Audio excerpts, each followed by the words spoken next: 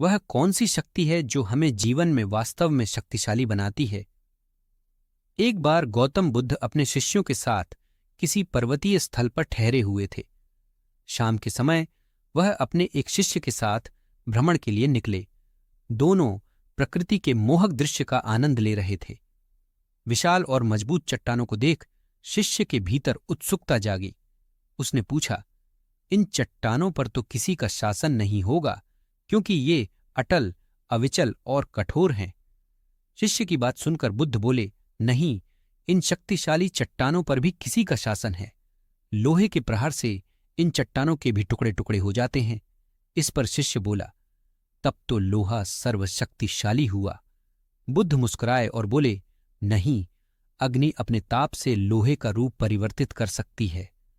उन्हें धैर्यपूर्वक सुन रहे शिष्य ने कहा, मतलब अग्नि सबसे ज्यादा शक्तिवान है? नहीं। बुद्ध ने फिर उसी भाव से उत्तर दिया, जल अग्नि की उष्णता को शीतलता में बदल देता है तथा अग्नि को शांत कर देता है। शिष्य कुछ सोचने लग गया। बुद्ध समझ गए कि उसकी जिज्ञासा अब भी पूरी तरह शांत नहीं हुई है। शिष्य ने फिर सवाल किया, आखिर जल पर किसका शासन है? बुद्ध ने उत्तर दिया, वायु का। वायु का वेग जल की दिशा भी बदल देता है। शिष्य कुछ कहता, उससे पहले ही बुद्ध ने कहा, अब तुम कहोगे कि पवन सबसे शक्तिशाली हुआ। नहीं, वायु सबसे शक्तिशाली नहीं है। सबसे शक्तिशाली है मनुष्य की संकल्प शक्ति, क्योंकि इसी से पृथ्वी, जल, वायु और अग्नि को नियंत्रित किया जा सकता है। अपनी संकल्प शक्ति से ही अपने भीतर व्याप्त कठोरता, उष्णता और शीतलता के आगमन को नियंत्रित किया जा सकता है। इसलिए संकल्प शक्ति ही सर्वशक्तिशाली है।